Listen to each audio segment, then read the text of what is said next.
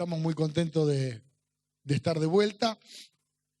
Tuvimos un tiempo de vacaciones que nos hacía falta, porque el año empezó mucho antes de terminar el año anterior. Este es un año raro que empezó como un mes antes de terminar el otro. Y nos hizo trabajar mucho, pero vimos la gloria de Dios en ese lugar. Uno piensa tal vez un lugar tan remoto, y aprendí algo.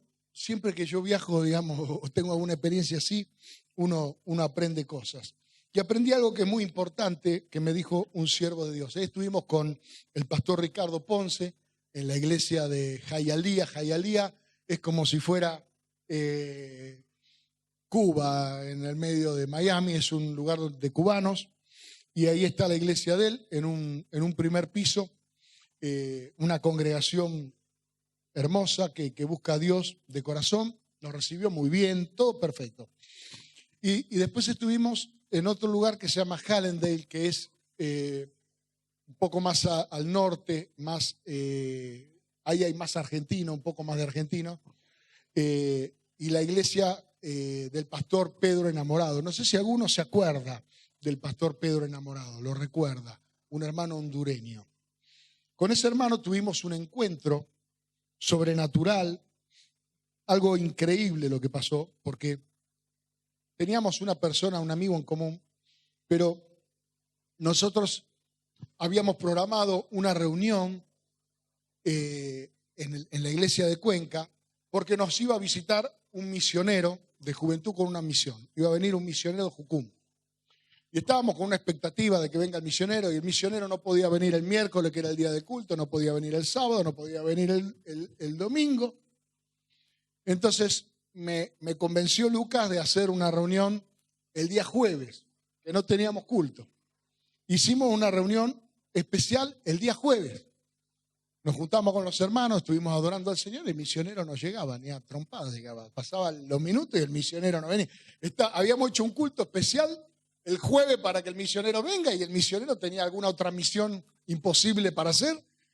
No apareció. Y en eso que estaba yo remándola para pensar qué era lo que iba a pasar, entra el pastor Pedro Enamorado a la iglesia, pastor hondureño, enviado por Dios y el Espíritu Santo. Yo estaba dirigiendo la adoración ese día, y el Espíritu Santo me dice: ahí te traje el hombre que va a traer la palabra hoy. Así que él se sentó por allá por el fondo, yo lo llamé, yo ya lo conocía, lo había visto una vez. Le digo: Pastor Pedro, venga, compártanos una palabra, lo que Dios puso en su corazón. Y fue, hermano, una de las reuniones más inolvidables que tuvimos en Cuenca.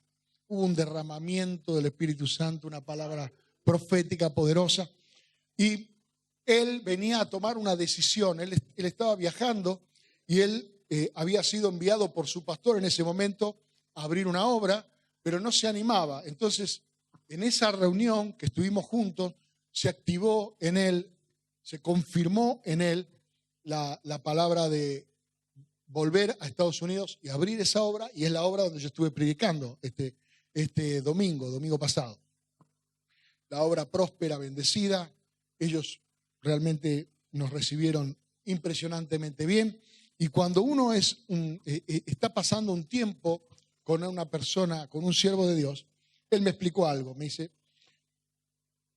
yo creo que hacía que no lo veía por lo menos 5 años, una cosa así, que no lo veía. Pero nos sentamos y empezamos a hablar como si hubiéramos estado juntos ayer, ¿no? Como si nada hubiera pasado en estos 5 años. Y entonces él me explicaba que él había entendido de parte de Dios que las amistades en Cristo, las relaciones en Cristo, se manejan en el tiempo kairos, no se manejan en el tiempo cronos. O sea, cuando uno tiene una relación en la carne, una relación ocasional, una amistad ocasional, el tiempo la licúa, la desvanece. ¿Qué sé yo? Tenés tus compañeros de la secundaria, que si alguno no lo has visto nunca más, salvo que te haya tocado trabajar con ellos, o que eventualmente te lo hayas encontrado, pero fue una relación ocasional, o los compañeros de la facultad, o algún compañero de trabajo, o algún vecino. Pero cuando estableces una relación con un siervo de Dios, y es una relación que está marcada en el Espíritu, pasan años sin verse, pero está todo igual. O sea, podés volver a encontrarte con esa persona como si nada hubiera ocurrido. Y sinceramente nos recibieron como si hubiéramos estado todos los domingos predicando en la iglesia de Hallandale. Y Dios se movió de una manera tremenda y poderosa. No sé, Marga, ¿por dónde anda? Si quiere decir algo, me imagino que no, porque está con los chicos. Bien. Así que quería compartirles esto y pedirles oración por los pastores de allá. Allá, como en todo, digamos, las iglesias en Estados Unidos, hay una corriente muy fuerte de iglesia religiosa, digamos, ¿no? O sea, así como aquí está la iglesia romana, donde la gente va los domingos porque va el padre, va la familia. Allá también en Estados Unidos hay mucha religiosidad, aún dentro de la iglesia evangélica. Van los domingos, después viven como si nunca se hubieran convertido, un grupo grande. Pero también hay un grupo, hay un remanente que está buscando a Dios de una manera muy fuerte y realmente creo que tanto en la iglesia del pastor Ricardo como en la iglesia de Pedro hay un remanente fiel, así que les pido oración por esos hermanos. Quiero compartir con ustedes una palabra en Zacarías capítulo 4, verso 10. Así que si lo pueden ir buscando.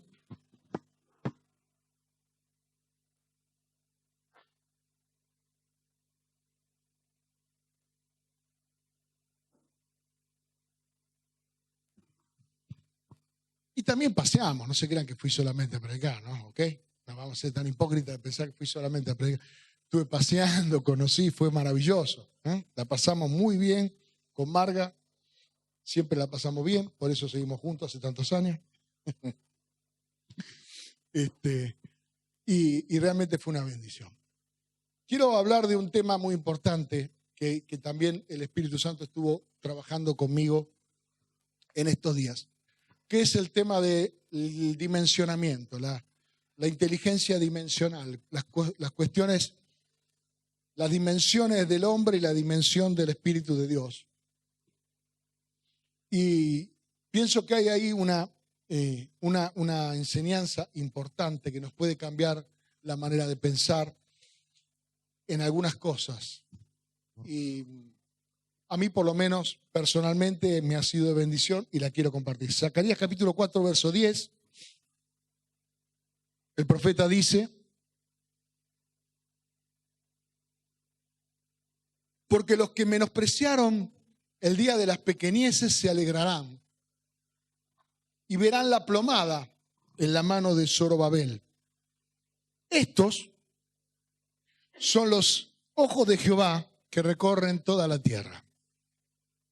Mire, el libro del profeta Zacarías es uno de los libros más apasionantes de profecía relacionado con el Mesías, obviamente, con Jesucristo, pero relacionado con el obrar del Espíritu de Dios.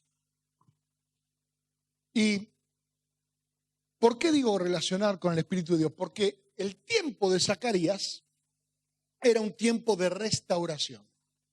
Y la única obra de restauración es posible, la obra de restauración solo es posible cuando la hace el Espíritu Santo de Dios. Todo lo que el hombre hace tiene un principio, una madurez y una decadencia. Y difícilmente pueda renovar lo que el hombre hace, lo humano, no se renueva. Generalmente se restaura, no sé, se pone en valor, como dicen ahora las nuevas autoridades, no sé. Pero difícilmente algo vuelva a ser lo que era. Y las cosas aquí en la tierra están sujetas a tiempo y cuando a alguien le es encargada una tarea de restauración, la obra del restaurador siempre es comparada con el original. Es un gran desafío. Es un gran desafío. Si a uno lo mandan a restaurar, qué sé yo, un muñequito de plastilina que hizo un nene del jardín, capaz que hasta lo hace mejor.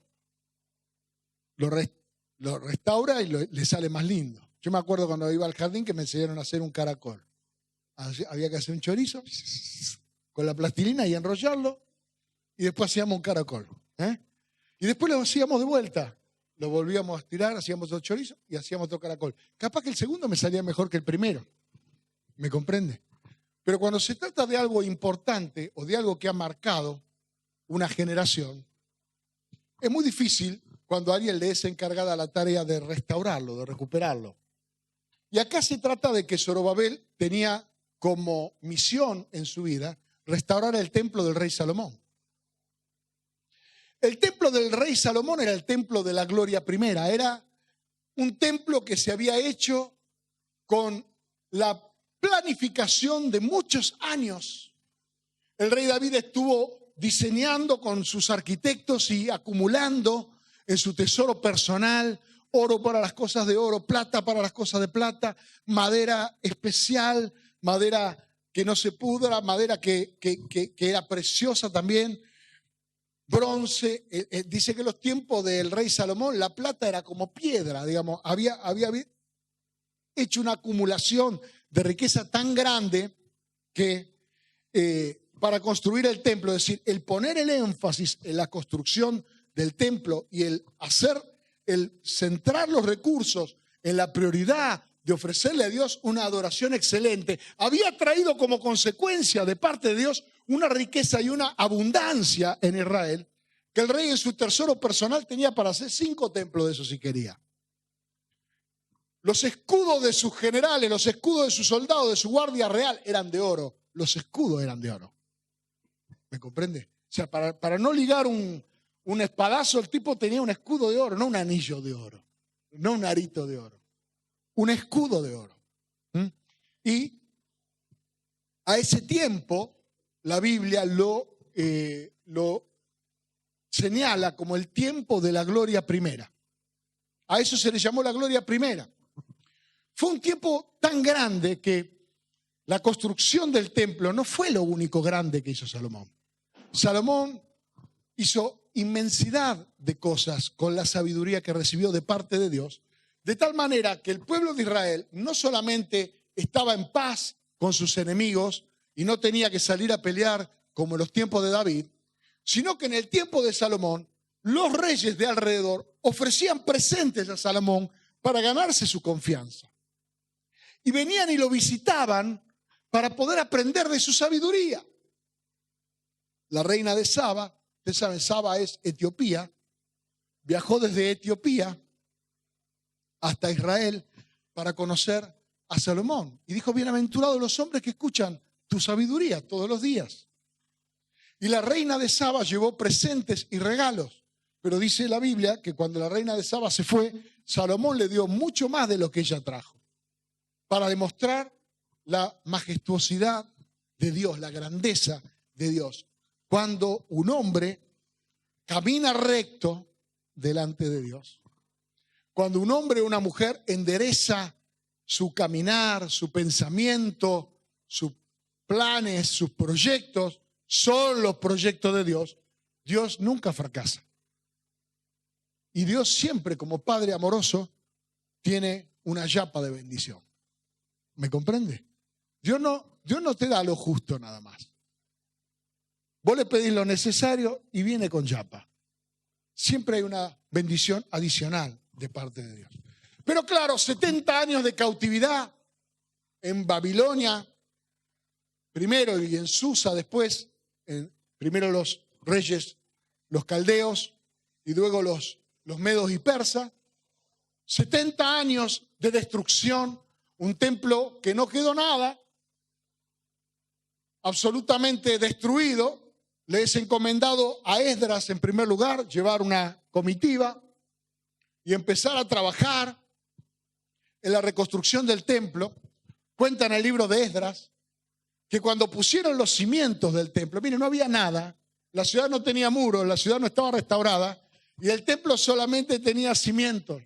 Pero era tanto la alegría de los sacerdotes de ver los cimientos del templo que fueron rápidamente, se santificaron, se pusieron las vestiduras de sacerdote y empezaron a alabar a Dios.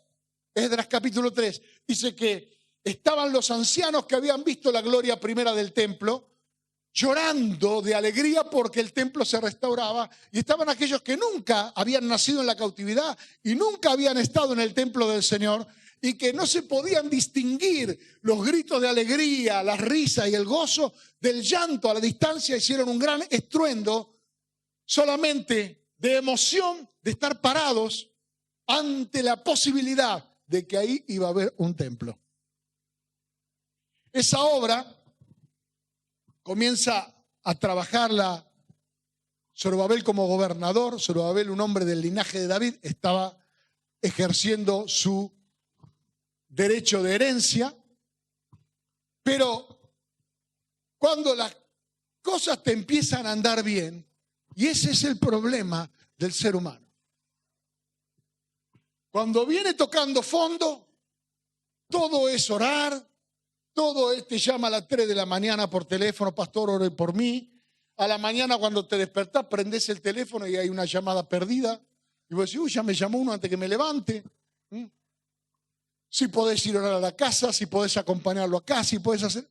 Pero cuando le empieza a andar, le empieza a ir bien, cuando saca la cabeza, entonces empieza a tener cierta libertad para tomar decisiones y administrar su tiempo, y empieza a perder el objetivo y la prioridad de la obra. Y eso le pasó a los israelitas. Cuando el templo estaba por la mitad, dijeron, bueno, el templo está por la mitad, ya es hora de que empecemos a construir casa para nosotros, ¿no? O vamos a vivir toda la vida en carpa. Y empezaron a construirse sus casas, y como estaban ya acostumbrados a la obra de construcción, la hicieron bien, con buenas puertas, con buenas ventanas, con cierto confort, con buenos muebles, y abandonaron la obra del templo del Señor. Hasta que Dios levanta al profeta Ageo, ¿conoce? Lo ha leído en la Biblia. Y a Zacarías, siervo de Dios, enviados en ese preciso instante, lo estoy ubicando cronológicamente, amén, para hacer volver al pueblo al propósito original. El propósito era restaurar el templo de Dios. Y cuando la gente no quiere trabajar, cuando la gente no quiere cumplir con su propósito, es impresionante la cantidad de argumentos y la cantidad de ideas que se le ocurren. Y entre todas las ideas que se le había ocurrido a los israelitas para no avanzar en la construcción del templo, era que Zorobabel no estaba a la altura, que no tenía grandeza como para ser como Salomón. ¿Cómo va este hombre? ¿Cómo va Zorobabel? Va a construir un templo como el de Salomón, que tardó no sé cuántos años, que era ni más ni menos que hijo de David, que era un hombre que escribió 1005 cantares, que era un hombre que escribió los proverbios, que escribió el Eclesiastés, el cantar de los cantares, que escribió sobre los árboles, que escribió sobre los animales, que disertó sobre un montón de cosas.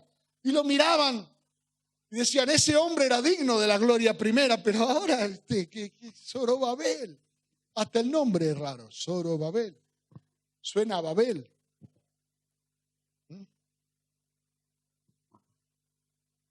Entonces, el profeta Zacarías habla de la dimensión del hombre en función de la rectitud. No es el tamaño del hombre, sino la rectitud de su carácter. Los que menospreciaron las pequeñeces, aquellos que te vieron, no sé si a usted le ha pasado, a mí me han juzgado tantas veces, todos los días, que te miran y dicen, ¿estará a la altura este tipo de la responsabilidad que le vamos a dar? ¿Sabrá de lo que está hablando? Tuvimos una reunión esta semana con un director de un ente de gobierno muy importante. La primera hora el tipo estuvo hablando de todo lo que nosotros ya sabemos, yo de hace 10 años que trabajo en eso. Hasta que finalmente me permitió hablar y le empecé a explicar. Entonces, ¿qué hizo el hombre?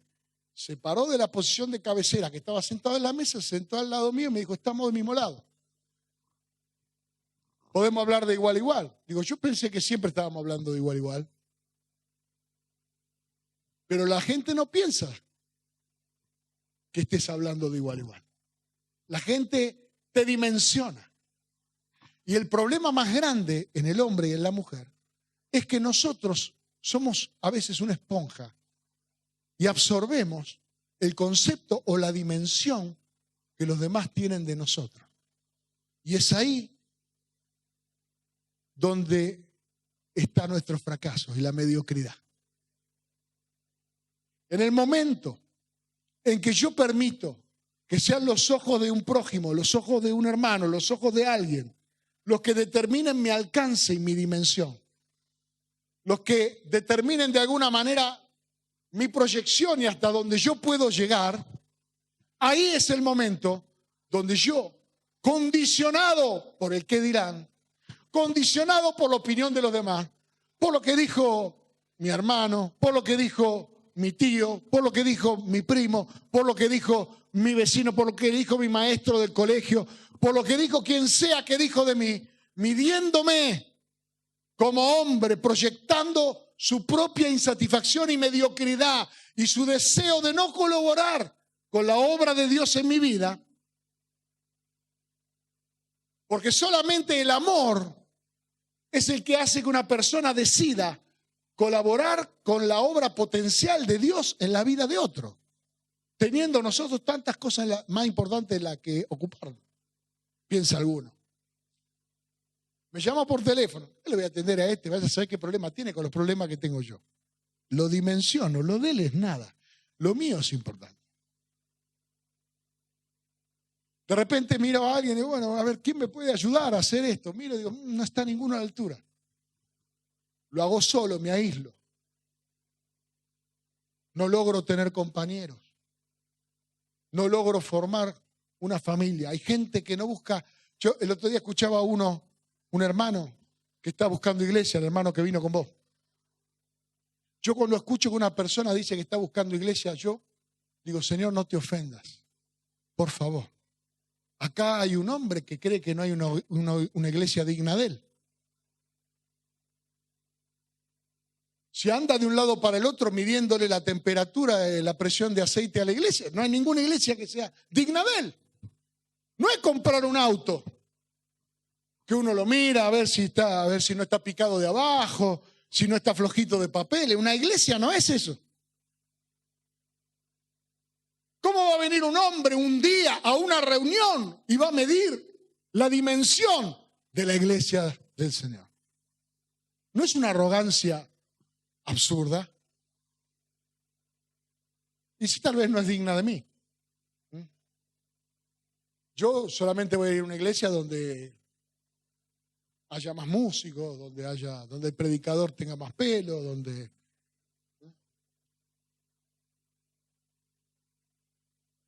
Transfiere su dimensión a las cosas. Y al transferirle su dimensión a las cosas pierden la dimensión de Dios. Y la obra estaba parada, ruinosa. Habían llegado a la mitad. Qué horrible que es empezar algo y dejarlo por la mitad. Si no hay más remedio, bueno, no hay más remedio. Si hiciste todo lo que está a tu alcance y no podés continuar, está bien, no continúes, no te tortures tampoco, no te condenes tampoco. Pero hay algo más lindo que terminar algo que uno empezó. ¿No dice en el libro de Proverbios que mejor es el fin del negocio que el principio? ¿No es mejor ver las cosas terminadas? ¿Me comprende?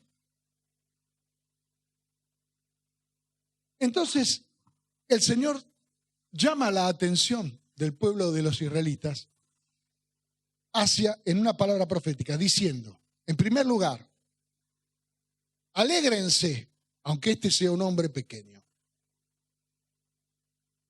que yo le he puesto la plomada en la mano. Es un hombre recto, es un hombre derecho, es una buena referencia de cómo Dios quiere a un líder, de cómo Dios elige a los que lo van a representar o a los que van a servir en su nombre. No tiene muchos títulos, no tiene grandes, no ha construido catedrales, no ha escrito tantos libros, no es conocido, no es famoso, pero si yo le pongo la plomada, ¿es recto?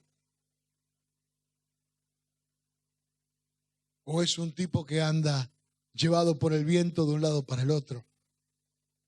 Sin firmeza, sin rectitud, sin una conducta que vos puedas mirar a lo largo de los años y darte cuenta, este hombre yo lo conocí hace 10 años y es el mismo hombre que yo conocí hoy. Ha mantenido su fe, sus convicciones, su esperanza, su amor, su gracia, su entusiasmo. Ha caminado derecho. Y dice aquí, esto es lo que mira el Señor. Estos son los ojos de Jehová que recorren toda la tierra. Esto es lo que busca Dios. Dios no busca grandeza en el hombre. Dios no busca títulos, ni apellidos, ni cultura, ni riquezas, ni nada que el hombre le pueda ofrecer por su naturaleza. Los ojos de Dios recorren la tierra con la plomada de Dios, buscando la rectitud de corazón. ¿Me comprende? Miren, Job estaba en medio de la prueba, la estaba pasando mal, y vienen los amigos de Job. Amigos como esos hay en todos lados. Y se sientan ahí una semana, no hablan, no le dicen nada. Job estaba en la miseria, pobre, estaba hasta sarna tenía, se rascaba con un palo. Estaba mal, estaba re mal. Había perdido todo, estaba en la pobreza y hasta sarnoso. Y vienen los amigos a visitarlo, 3 amigos. Se sientan ahí, cuando lo ven dicen, no, ¿qué le vamos a decir a este tipo? Se sentaron ahí y dijeron, no le digamos nada. Y estuvieron ahí una semana sin hablarse. Solamente para... Y de repente uno habla. Y empieza a decir, ¿alguna hiciste, Job? ¿Alguna te mandaste para que te pase esto? Porque Dios no es malo. ¿Por qué te pasa esto? Desconocían que era la obra del diablo y no la obra de Dios. Y uno de ellos le da un consejo y le dice, si tú de mañana, Job capítulo 8, verso 5, buscares a Dios y rogares al Todopoderoso, si fueres limpio y recto, ciertamente luego se despertará por ti, como si Dios hubiera estado dormido, se despertará por ti y hará próspera la morada de tu justicia. Y aunque tu principio sea pequeño, y aunque al principio no sea gran cosa el cambio, mire, ya con dejar de tener sarna ya era algo, tu postrer estado será muy grande. Y le dice después a un hombre conocedor de la historia y conocedor de la obra de Dios. Pregunta ahora a las generaciones pasadas y disponte para inquirir a los padres de ellas. A ver, ¿qué es lo que le está diciendo aquí el amigo a Job? Mira, Job, no sé por dónde te vino todo esto. Pero más allá de todo esto, si tú de mañana buscas a Dios, si a partir de mañana, es decir, ¿por qué no hoy, no? Pero bueno, si a partir de mañana busca a Dios y si se libra de sus trapitos sucios, de los muertos que hay en el placar y de las cosas raras que uno puede llegar a tener, y se hace recto, empieza a caminar derecho. ¿Cuándo vas a empezar, Daniel Tigani, a caminar derecho? Me pregunto yo mismo. Y le aconsejo, pregúnteselo. ¿Cuándo va a dejar de andar en zigzag? Mire, cuando yo hice el servicio militar, nos habían enseñado que un tirador profesional tarda 6 segundos en apuntar y tirar. 6 segundos. El tipo agarra el fusil, en 6 segundos apunta y tira. Entonces nosotros corríamos en zigzag, contábamos hasta 5 y nos tirábamos al piso. De eso se trataba. Entonces, carrera, 1, 2, 3, 4, 5, al piso. A la carrera y en zigzag. Cosa de que el tirador no pudiera nunca enfocar. Si no pegaba de chiripa. ¿No es cierto? Pero eso es cuando uno está huyendo. Eso es cuando uno está queriendo que le pierdan el rastro. La gente que anda por la vida a la carrera y en zigzag no está considerando que hay un momento en la vida para plantarse y empezar a caminar derecho de una vez. Levantar la cabeza de una vez. ¿Hasta cuándo vas a dejar correr por la vida como si el diablo estuviera todo el tiempo apuntándote a la carrera y en zigzag? Entonces dice, el día que eso ocurra, aunque tal vez no notes inmediatamente ningún cambio, porque todos quieren las grandes cosas. ¿Me comprende?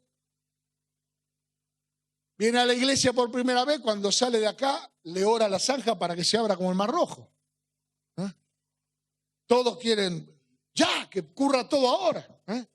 Milagros, maravillas, cosas tremendas. Mañana no voy a trabajar, maná. Mañana maná, desayuno. Salgo. ¿Tenemos fe o no tenemos fe? No. Aunque tu comienzo sea pequeño.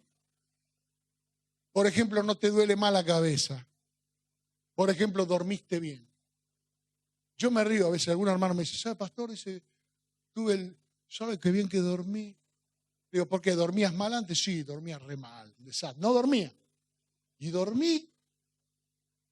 Y yo digo, eso es una cosa pequeña. Pero para uno que tiene todo mal, ¿me comprende? Empieza a ver un poquito de orden, empieza a ver.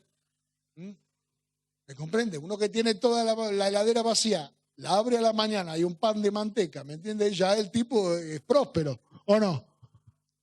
Ya está mejor que ayer. ¿Me comprende? Aunque el comienzo sea pequeño, hermano, entienda esto. Dios hace una obra, cada día renueva su misericordia, cada día. Pero cuando vos mirás para atrás, te das cuenta, tu posterior estado, has crecido. Has crecido, has cambiado, no sos el mismo de antes. Me acuerdo cuando veníamos en los principios, cuando comenzamos con la iglesia, y venían hermanos que habían estado en la iglesia luchando años, 10 años, 15 años. Y venían y me decían, pastor, en estos 3 meses aprendí más que los 15 años de creyente que tuve. Yo decía, nosotros hacemos siempre lo mismo. Sos vos el que provocó el cambio.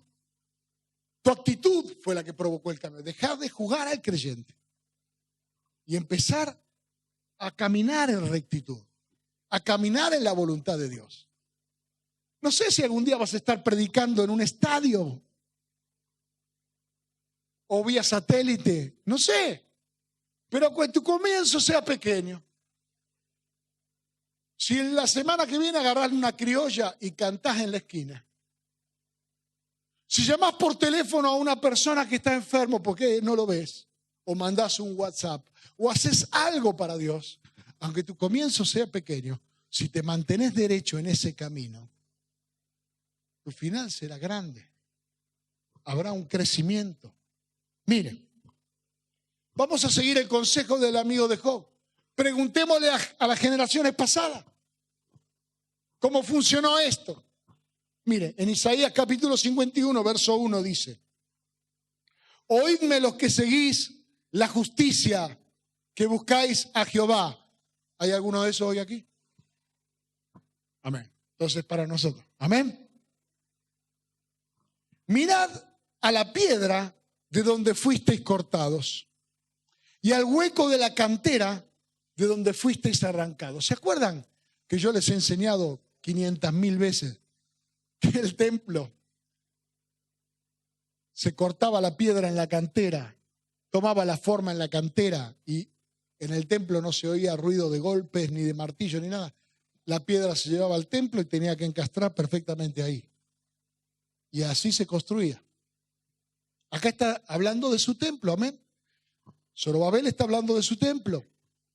Job está hablando del templo del Espíritu Santo. ¿Me entienden? El cuerpo de Job, la vida de Job, que necesitaba ser restaurada como el templo de Jerusalén. Aquí está hablando el Señor de su nación, de su pueblo, de Israel. Y está diciendo, presten atención a esa primera piedra de la que ustedes fueron cortados, la que yo elegí, una primera que elegí. ¿Cuál es esa piedra? Mirad a Abraham. Mire a Abraham, vuestro padre, y a Sara que os dio a luz, porque cuando no era más que uno solo, lo llamé y lo bendije y lo multipliqué. La Biblia cuenta que el profeta Jonás fue a la ciudad de Nínive, ciudad pagana, malvada, a tal punto que Jonás no tenía ganas de ir. Se tomó el buque para otro lado, se fue a pasear. Una tormenta provocó que él sea arrojado al mar. Conoce la historia de Jonás. Y Jonás fue a predicar, como Dios le mandó, y agarró y omitió parte del mensaje. A propósito. Él tenía que decir que Dios iba a destruir Nínive en 40 días si no se arrepentía, pero sacó si no se arrepentía, lo sacó. Y dijo, Dios va a destruir Nínive en 40 días, nada más. Porque el deseo de él era que la destruya. Y recorrió la ciudad, 120,000 almas se convirtieron en un día. Hicieron luto, ayuno, ayunaron hasta sus animales. No le dieron alpiste al canario, ¿me entiende? O sea, a ese nivel, no le dieron de comer al perro por temor de Dios. Le dijeron al Bobby, hoy no come.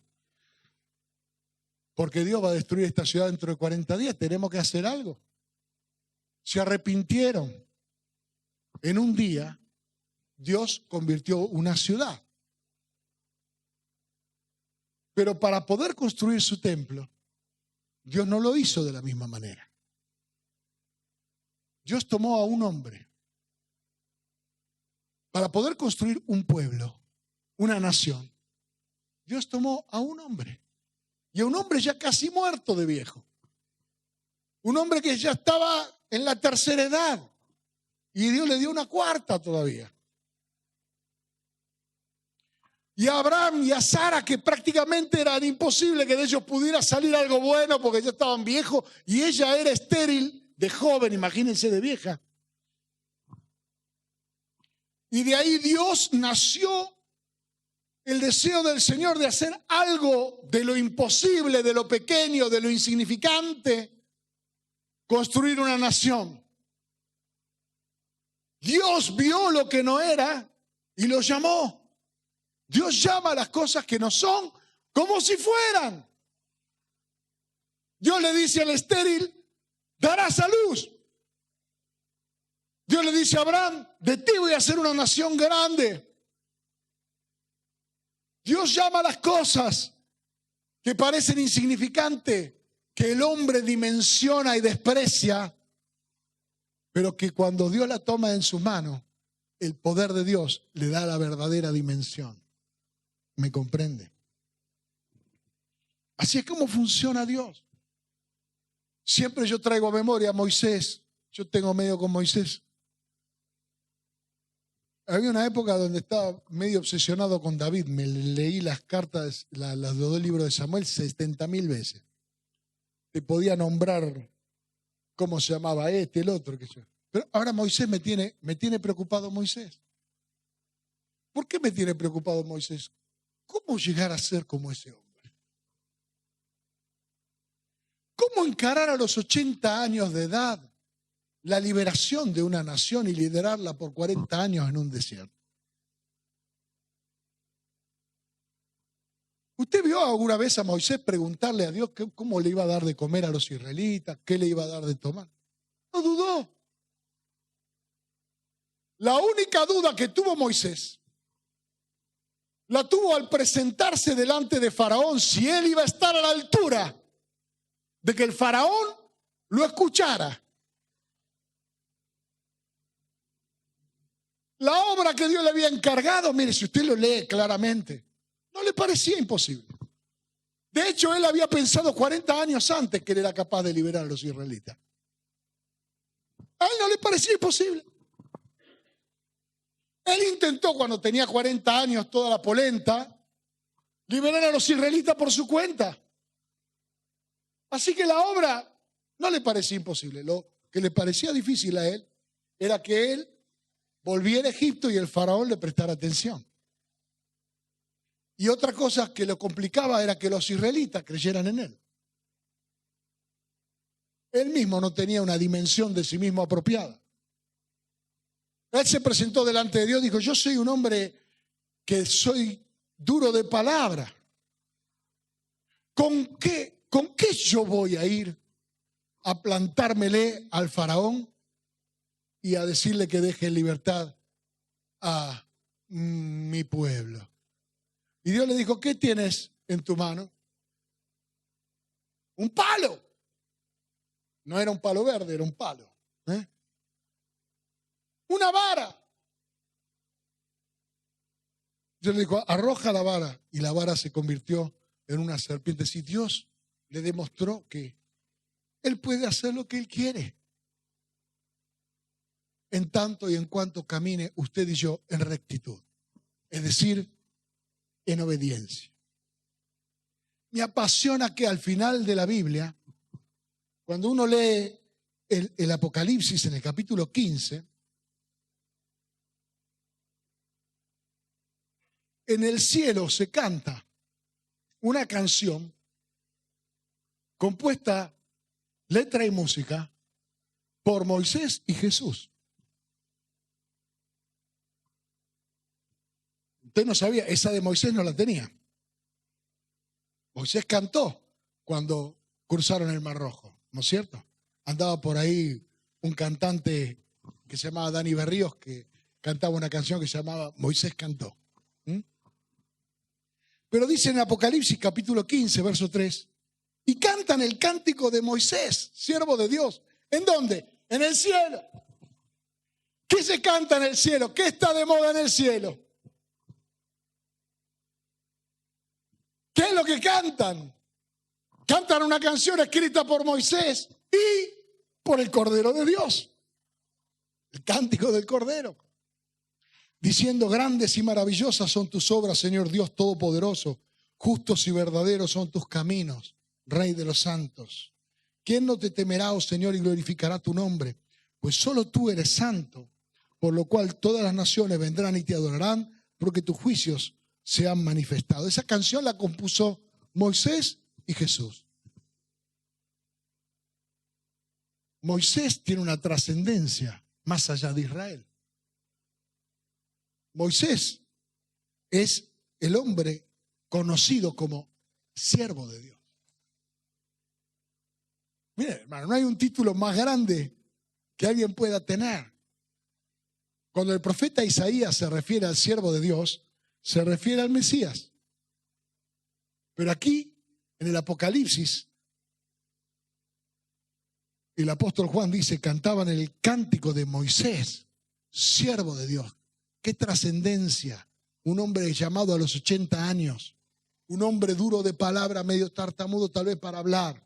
Un hombre que lo había perdido todo y que solamente era el administrador de las ovejas. Pero tal vez usted diga, bueno, ok, son estos casos así. Esta gente debe ser especial. Vamos a ser sinceros, el nacimiento de Moisés fue especial. Su madre lo escondió para que no sea asesinado, y ese bebé se convirtió en el libertador de Israel. Pero vemos en la Biblia un hombre como Elías, y a mí me gusta hablar de Moisés y Elías porque son los dos que le aparecieron a Jesús en el monte cuando Jesús se transfiguró. Y uno representa la ley y el otro representa la profecía, es decir, todo lo que el pueblo de Israel oía antes de escuchar la voz de Cristo. Esa es la razón por la cual cuando el Espíritu Santo le habla a Pedro y le dice, este es mi Hijo amado, a él oíd, desaparecen de la vista de Pedro, Moisés y Elías, y queda solamente Jesús delante de él. No es que usted tiene que desoír por completo la ley de Moisés o las profecías, pero Jesús es más grande que la ley y los profetas. Amén. Y me gusta porque, muy mal interpretado, Santiago utiliza la figura de Elías para dar una explicación acerca del poder de Dios. Y dice, Elías era un hombre sujeto a pasiones semejantes a las nuestras. Como somos mal pensados, la gente dice, Elías era un hombre sujeto a pasiones como las nuestras. Es decir, por ejemplo, Elías se enojaba. Elías era hincha de Boca. Elías le gustaba el tango. Elías no está diciendo eso. Acá está diciendo que Elías era un hombre apasionado como nosotros. O sea, no me le pegue a Elías, gratis. No está diciendo que las pasiones de Elías eran las pasiones desordenadas que tenemos nosotros. Está diciendo que Elías era un hombre apasionado. Era un hombre entusiasmado por lo que hacía. Era un hombre que cuando las cosas no le funcionaban bien, le pasa lo mismo que nos pasa a nosotros. No da bronca. No da bajón. Pero cuando tenemos que salir y enfrentar, con la convicción, hay una pasión. La Biblia dice que el profeta oró para que lloviera y le dijo al rey que prepare el carro con los caballos, que se venía la lluvia. Y luego el profeta corrió hacia la ciudad de Jerusalén, hacia el palacio, y llegó primero que el rey con los caballos. ¿Nunca leyó ese pasaje? ¿No le llama la atención? Que Elías va y le dice al rey, prepárate que se viene la lluvia, y después cuando el rey llega, está Elías, lo está esperando, ya había llegado. Corrió más rápido que los caballos. Era un tipo apasionado. Era una persona que era recto, pero tenía pasión por lo recto. Tenía pasión por la voluntad de Dios. Tenía pasión por la obediencia. Pasión por conocer qué es lo que Dios piensa y ponerlo por obra. A esos hombres Dios le da la llave para abrir y cerrar los cielos. ¿Me comprende? Eso es lo que dice la Biblia. Elías era un hombre sujeto a pasiones semejantes a las nuestras. Me encanta porque Santiago es un tipo apasionado. Lea la carta de Santiago. Es apasionado. Cuando Santiago dice que no hay que hablar macanas, dice la lengua es un infierno de maldad. No dice, bueno, sean prudentes cuando hablan. ¿Me comprende? Santiago era apasionado. Dígale a los ricos que sus riquezas están podridas. ¿No han leído a Santiago? No era un hombre tranquilo, ¿me comprende? Era apasionado. Y él dice, Elías era como nosotros, apasionado. Él podía haber dicho como yo, pero como es un predicador nunca puede cometer ese error, dice como nosotros. Y oró fervientemente. ¿Cómo oró? Por eso explica que era apasionado. Porque oró con fuego, oró con fiebre. No es una oración que es... A veces uno conoce a una persona, hola, te presento a tal persona, le da la mano y parece que le diera un pescado muerto. Y de repente uno conoce a otra persona, ¿cómo te va? Y te da la mano y dice, oh, ¿cómo te va, amigo? Este es un tipo apasionado. Es una persona que tiene las emociones a flor de piel. Si te dice que está contento de conocerte, créele, porque es verdad. ¿Me comprende? Él oró fervientemente para que no lloviese. Ahora yo te hago una pregunta en el nombre de Jesús. Porque todos acá somos gente de oración, ¿no? Todos acá, todos oran. Algunos ayunan, oran y ayunan. Hacen vigilia y tantas cosas. Pero yo te pregunto, ahora en el nombre de Jesús, ¿qué hay del fervor? ¿Qué hay del fervor? ¿Qué pasó? Me tomé todo. Ya termino igual. Ya termino. ¿Qué hay? Cuando se termina el fervor, comienza la religión. Cuando se termina la pasión, se acaba el evangelismo. Me acuerdo cuando yo iba a predicar a la calle y me decían los viejos de la iglesia, bueno, esto es porque el primer amor. Yo decía, ¿qué es el primer amor? Yo no había leído todavía ese pasaje de la Biblia del primer amor. Para mí había un amor solo. Amaba al Señor, quería servir al Señor. Y ellos ya hablaban del primer amor y del segundo amor. Ya se te va a pasar la fiebre. Te va a bajar el fervor. Te va a bajar el fuego evangelístico. Se te va a bajar ese deseo de que la gente se convierta. Y lo que pasa es que a mí no me pasaba eso. No me pasaba eso. Y yo salía a predicar a la calle y la gente me daba vuelta la cara. Algunos yo le daba un tratado y lo miraban así y lo tiraban adelante mío. Y como yo soy de esos que se enfervorizan, tenía que hacer un esfuerzo importante para agarrar el tratado, sacudirlo y dárselo a otro. Y volví a la iglesia, después de haber estado ministrando en la plaza, bajo la lluvia, no llovía, no pasaba de todo. Y yo volvía, por ahí, una decisión de fe. Una decisión de fe, toda la tarde. Desde la 1 al mediodía hasta las 6 de la tarde, uno aceptó al Señor. Yo llegaba, hermano, a la iglesia y el pastor me decía, Dani, un pastor amoroso que vino el domingo pasado aquí.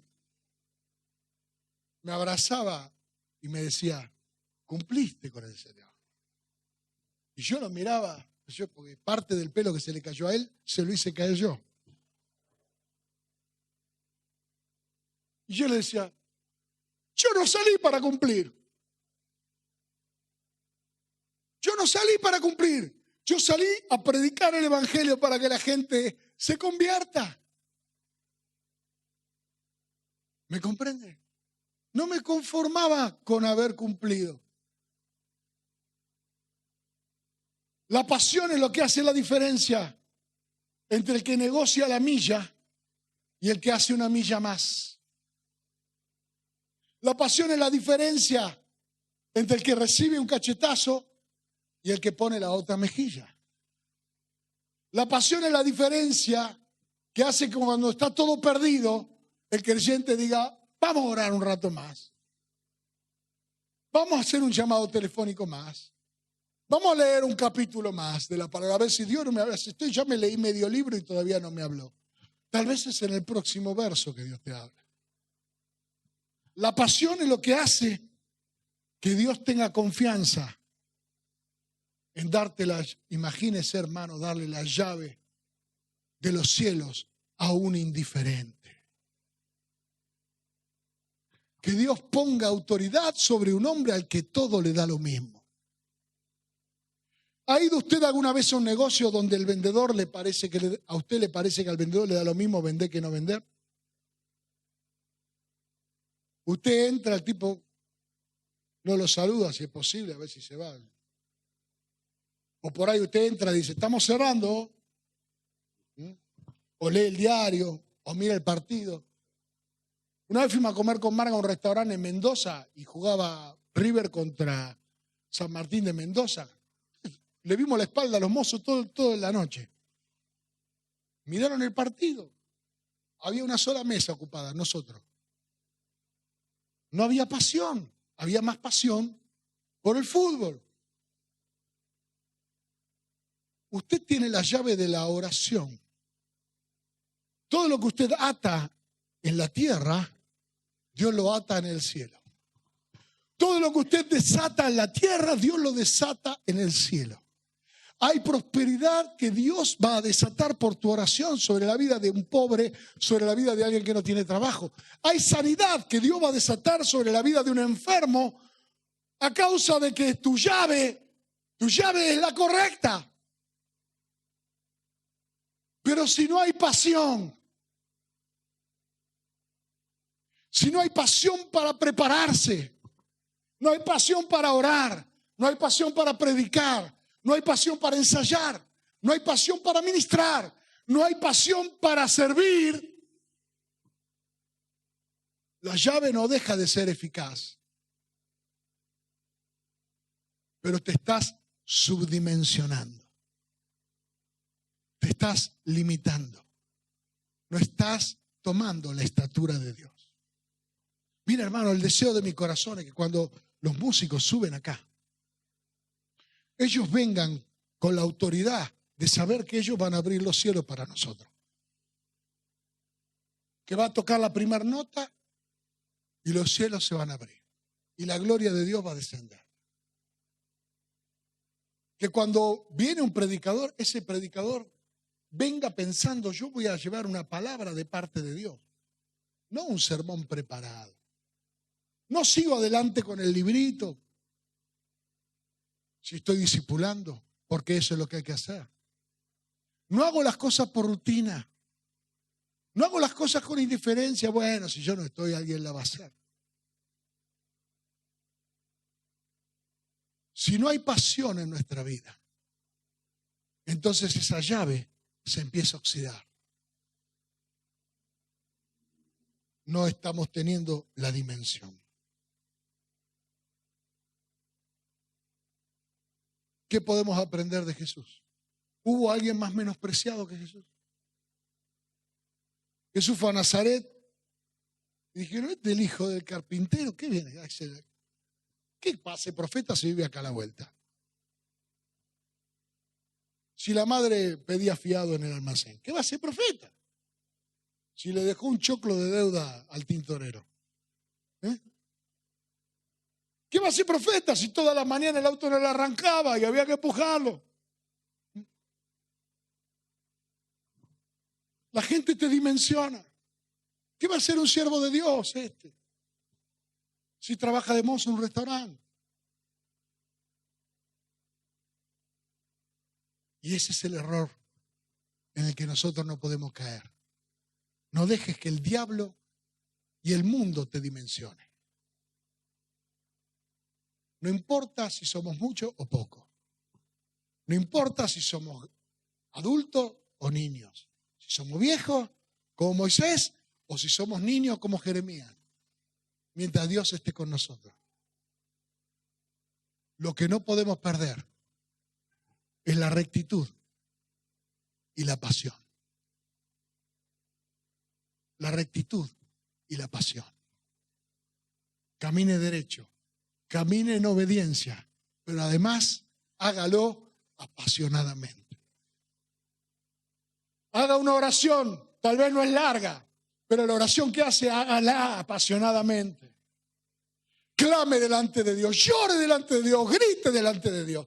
A veces yo voy en el auto, hermano, y voy orando. Y de repente el Espíritu Santo en el auto